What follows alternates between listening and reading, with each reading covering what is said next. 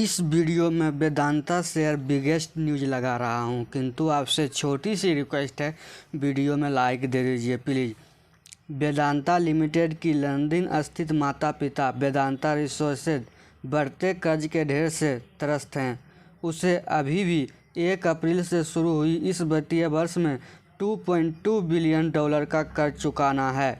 वित्त वर्ष 24 में कुल ऋण चुकौती लगभग $4.2 बिलियन है। इसमें से कंपनी $2 अरब का भुगतान पहली तिमाही में कर चुकी है। शेष $2.2 बिलियन में $1.3 बिलियन की कुल मूल आवश्यकताएं और ब्याज या अंतर कंपनी ऋण शामिल है। इस $1.3 बिलियन का एक बड़ा हिस्सा 2024 के जनवरी में देय $1 बिलियन का बॉन्ड है। ऋण संकट से निपटने के लिए समूह बड़े पैमाने पर बॉन्ड मुद्रीकरण, पुनर्वित्त और अपनी पूर्ण भुगतान समय सीमा को पूरा करने के लिए बरकरार रखी गई है।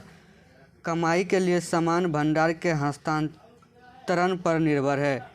ईटी ने विकास से अवगत लोगों को हवाला देते हुए रिपोर्ट दी थी। ऋण भुगतान में चूक के जोखिमों की चिंताओं के बीच कुछ रेटिंग एजेंसियों ने इस साल कंपनी की रेटिंग घटा दी है। वेदांता के चेयरमैन अनिल अग्रवाल जी ने कहा कि समूह की ओर से कर्ज में कोई भी चूक नहीं हुई है।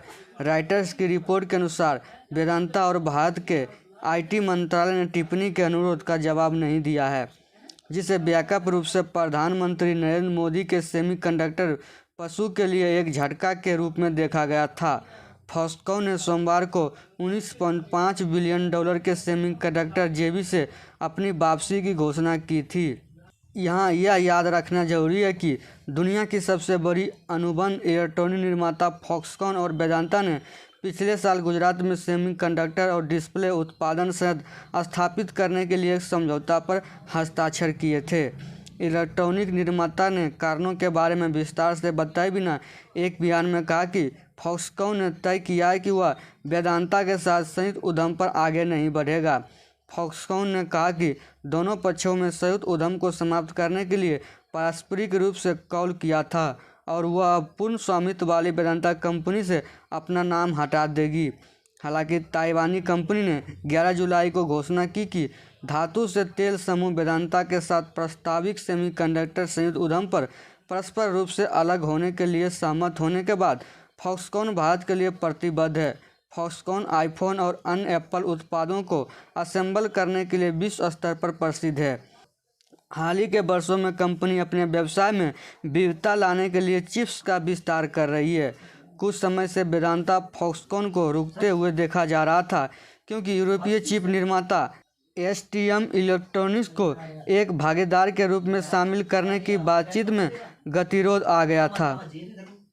वेदांता फॉक्सकॉन ने तकनीकी को लाइसेंस देने के लिए एसटीएम इक्रो को बोर्ड में शामिल किया था, लेकिन सरकार ने जोर देकर कहा कि वेदांता फॉक्सकॉन ने तकनीकी को लाइसेंस देने के लिए एसटीएम माइक्रो को बोर्ड में शामिल किया था। वेदांता फॉक्सकॉन ने तकनीकी को लाइसेंस देने के लिए एसटीएम माइक्रो को बोर्ड में शामिल किया था, लेकिन सरकार ने जोर देकर कहा कि यूरोपीय कंपनी को साझेदारी में हिस्सेदारी जैसे खेल में अधिक भूमिका निभानी होगी। एसटीएम माइक्रो इसके लिए उत्सुक नहीं था और बातचीत को बहुत कम गति मिली। भारत को उम्मीद है कि उसका सेमीकंडक्टर बाजार 2026 तक $63 अरब तक पहुंच जाएगा। पिछले साल सरकार को $10 अरब की प्रोत्साहन योजना के तहत संयंत्र स्थापित करने के लिए 3 आवेदन प्राप्त हुए थे।